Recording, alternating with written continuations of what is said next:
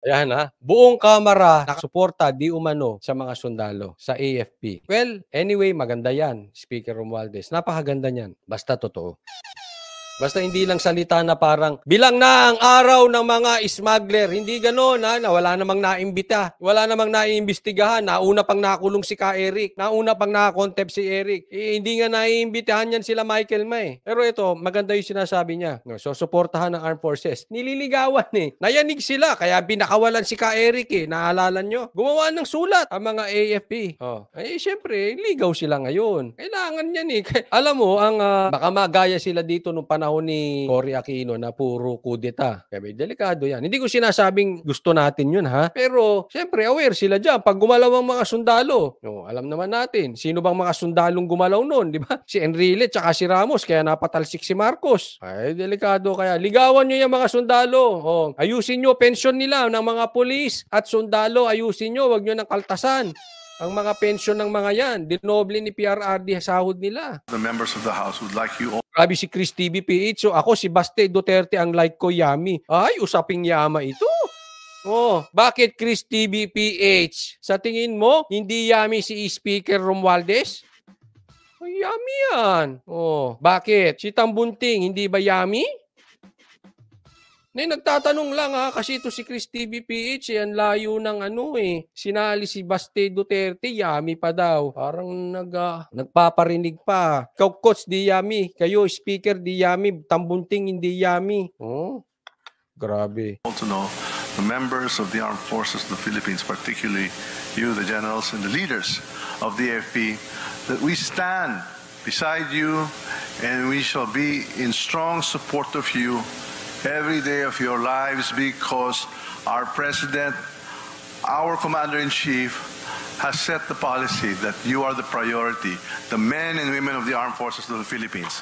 Ito si Romualdez, pag nag-speech, laging babanggitin ng presidente, no? Parang, sir, ako, suggestion ko lang, ha? Gawa ka sarili mong identity. At kung ako, political advisor ni Romualdez, gagawa ko ng sariling identity. Pero tama yan, loyal siya kay Marcos, dapat loyal din siya kay Sara. Yun ako, yun talagang ko. Kung may pangarap siya. Tapos, kung gusto niya talagang tumakbo ng presidente, sa 2027 na siya kumana. Ang aga kumana. Matatalino yan sila PRRD, master tactician yan. Muntik tuloy natusok ng stick yung mukha mo. Philippine flag pa. Para kang nilitsyon sa Philippine flag. Sabi ni Rachel, yak si Tambi at si Tambunting. Sabi ni Jing Corpus, ang bulsa, yummy, pero wala pang sugar daddy lang sila. Pang sugar daddy lang. For all the service and sacrifices you have given to the country, this is the least that we can do. Maganda yung sinabi ni Romualdez, susuportahan sila, araw-araw daw ng kanilang buhay susuportahan ng mga sundalo. Sinabi niya, every day of your life. Again, pag sinabi mong susuportahan ang AFP, that is a strong word. That is a big word. I mean, wala tayong sinisisi. Pero tatandaan mo, pag sinuportahan mo ang AFP at sinasabi niyong susuportahan yung AFP, again, wala tayong pinagbibintangan dito ha. Ulitin ko. But as for me, yung support sa AFP is a very strong word na kailangan ng aksyon. Kailangan ng backup ng gawa. Huwag sana mamaya maulit, ako ayoko pong mangyari yan. Baka mamaya pagka nagkagipitan, hindi kayo makadecide in favor of AFP or in favor ng mga, kahit salin na natin ng mga PNP. Kasi hindi po binabanggit yan ng basta-basta. Binaback-upan niya ng gawa. When crunch time, when danger time, mag-decide kayo in favor of AF. Huwag tayong magaya sa SAF 44. Nasasabihin, tayo ay nakasuporta. And yet, if it's a matter of life and death, ang pinag-uusapan dito ay minuto lang. Buhay na ng tao. Walang desisyon coming from the top, saklolohan yung mga pulis. Kaya nga sabi ko, that is a strong word na dapat may aksyon. Hindi pwedeng ganun. Kasi pag sinabi nyo araw-araw, susuportahan nyo sila. Araw-araw, nasa bingid ng kamatayan ng ating mga uniform men, sundalo at pulis. Panuorin nyo sa Netflix yung Mama Sapano. Panuorin nyo. Kaya ginawa ko lang example yun. At hindi ko po kayo pinagbibintangan, sir. Pero wag tayong papabor sa kalaban ng sundalo na rebelde. Wag tayong papabor papabor sa kalaban ng sundalo ng mga komunista. Huwag tayong papabor sa mga kalaban na maraming napatay na sundalo, maraming napatay na kapulisahan ng mga rebeldeng CPP, NPA. Hindi po ako nagbibintang, nagpapayo lang po. Dahil yun ang suporta na hinihingi ng sundalo. At diyan yung narinig kong sinabi ni PRRD, ang mga sundalo, nagmamatsyag lang yan. Bakit? Dahil masakit sa kanila, marami sa kanila, kaibigan nila, kamag-anak nila, namatay sa kamay nila dahil sa mga rebelde. At alam nila kung sino ang pumapanig sa mga rebelde. So if we will support the AFP, I salute you, sir. I salute you. But please, back upan nyo ng gawa. Saludo ako dyan. Huwag nating panigan ang kalaban ng mga sundalo. Sabi ni Lims Dor, laking Davao ako, subuko na talaga mga Duterte para sa akin. Walang tapon sa kanila. At speaking of baste, kasing astig at lakas ng humors tulad mo, Coach Oli. Uy, maraming salamat, Lims Dor. Hindi, kasi ang Duterte, may showroom eh. Anong showroom ng Duterte? Davao. Ang hirap linisin ng Davao kasi alam nyo na, Mindanao yan. Pero kita nyo, kung anong ginawa ni PRRD sa Davao. Diba? How can you argue with success? Yun eh. Madali kasi magpeke ng isa. Halimbawa, magpanggap akong mayaman. Magpabili lang ako ng ganito, mukha na akong mayaman.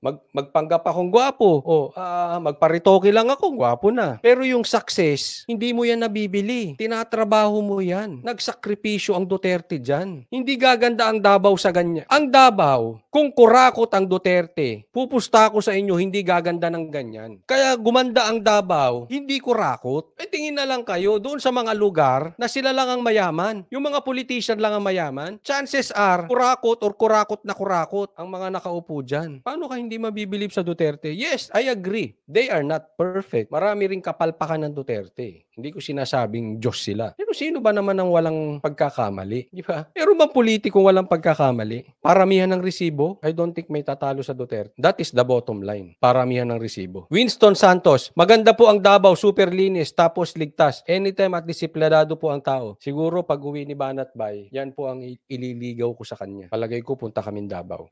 Busy lang eh, busy. Busy sila. Pero gusto kong puntahan yan Davao. Kasi kung makikita nyo post ko sa Facebook dati pa, hindi pa presidente, hindi pa tumatakbong presidente si PRRD, nagpo-post na ako doon kung gaano kaganda ang Davao, nababalitaan eh. May resibo eh. Ang hirap makipagtalo sa resibo. May resibo ang Duterte. Hindi mo pwedeng tatalunin sa argument ng Duterte. Tapos ang pagtatalunan nyo, korupsyon, babaligtad ka sa Duterte. Tapos ang makikipagtalo sa kanya, korap pa. Good luck. Good luck sa inyo. Good luck sa inyo. Doon nyo pa dinidiin si Sara, confidential funds. Diinan nyo na si Sara kung saan-saan. Kaya nga sabi ko, maling-mali ang political advisor nitong mga to. Alisin ko na nga muna. Kasi pagbintakan nyo na ang Duterte kung saan-saan. Pero pagdating sa mga funds na ganyan, never naging issue ng Duterte ang corruption. Nakakatawa. You will not win. If argument is about corruption, good luck.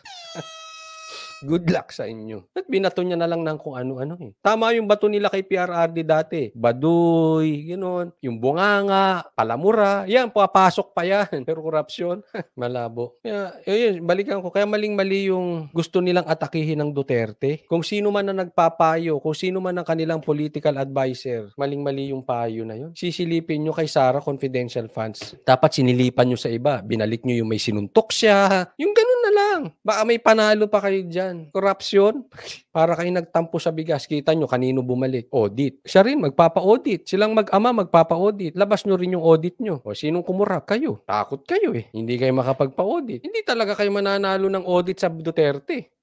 Malabo yun. No, meron meron pumasok dito, si Jojo Tejeda. Sabi niya, isa pa tong bayarang vlogger na DDS hits. May proof ka po. Ganyan po ang mga troll eh. Bayaran na agad. Pinagtatanggol lang si PRRD. Sinong gusto mong pagtanggol ko? Si Romualdez. Sige nga, seriously. Si Romualdez pagtanggol ko. Okay sa'yo? Sabi ni Bob Jan, Coach Oli, nung wala pa si Tatay Digong, ang Davao, everyday pinakamababa na, di ko mabanggit kasi namamatay. 3 tao kada araw. O yan Nung wala pa si Tatay Digong. Paano mo hindi rirespetuhin yung tao? Si PRRD, hindi siya humahawak ng budget ng siya presidente. Lahat diretso diretso sa Bangkok kung saan ang project. Baka sa Bangkok kung saan ang project. Sabi ni Jing Corpus, okay na maging bayarang vlogger kahit di totoo. Basta di bayarang botante at bigas na. Di, wala po. I'll be honest sa inyo. Wala pong binibigay yung si PRRD kahit. Sa katunayan, di ko pa nga siya kilala personally. Bagamat nakaka-attend kami nung mga events niya, yung dati kasi nung pasasalamat ni PRRD. Pero yung may direct line, wala po akong direct line. Ayoko naman magmalaki nang hindi naman totoo. Wala po akong direct line kay PRRD. Si Banat Bay, talagang nagkakausap sila. Pata ako, so wala. Sabi ni Mahal Kong Bayan, taga Manila lang naman ang ayaw kay PRRD kasi dito madaming tawas. Maraming galit kay, totoo yan. Ito, proven ko yan. Maraming galit kay PRRD. Yung nasaktan sila gumagamit or meron silang kamag-anak na gumagamit na tinamaan nung wala tayong magagawa Dapat hindi nyo pinagamit. Jasmine, Duterte lang nakapagpatino sa Davao. Dati worst din yun. Pero nung Duterte namumuno, proud to be Davaoenos. Correct. Resibo Resibo si PRRD. Sige nga, magbanggit kayo. Hindi, ito lang for discussion purposes. Yung talagang makakatalo sa tingin ninyo sa pagsugpo sa droga at rebelde sa Pilipinas. Sige nga, magbanggit kayo ng isang politiko. Maraming siguro pwede. Pwedeng talagang seryosong sumugpo sa droga at rebelde. Pero yung makakatalo kay PRRD pagdating sa droga at rebelde, sige nga, magbanggit kayo. Sige, inahamon ko yung mga bashers, yung mga dilawan dito. Pag malaki nyo yung mga politiko ninyo, sa tingin ninyo, bangko. Sige ako curious lang. Baka konti ang kaalaman ko. Pagsugpo sa droga at saka sa rebel. Hindi ko na mabanggit kasi nagagalit si YouTube pagka nababanggit yung mga Meron ba? Sabi ni Hermit King, ERAP, napataob ang mga komunistang terorista. Basa-basa din, hindi basta live ng live. Sa tingin mo, mas natalo ni ERAP pagdating sa komunista, ang mga Duterte? At ang tanong ko po, patungkol sa Coke at sa mga makakaliwa, yan na lang gamitin ko. Dalawa po yun. Dalawa yun. Hermit King, seryoso ka dyan sa sagot mo? You will compare ERAP kay Duterte? Seriously, sabi ni Buhay Canada. Ang tanga naman, si ERAP pa ang ipinatapat kay FPRRD. 2 years lang si ERAP sa kanyang termino. Sabi ni Tony Bescacer, ERAP is sugarol. Nadamay tuloy si ERAP. Kenneth TV ang live. Oo nga Grabe naman kayo. Now, I know bakit may mga nananalong politikong ob-ob. Because of people like Hermit King. Ilan ang katulad mo, Hermit King? 31? 31 million? I mean, hindi ko disrespect si ERAP pero pag i-compare mo naman si PRRD at saka si ERAP, it's like comparing an NBA player sa isang basketball player sa kanto. Totoo yan. Napanood nyo ba yan? Nadamay tuloy si ERAP. Sabi ni magaling si ERAP. Nagtapon ng basura sa ilog tapos pinulit ulit.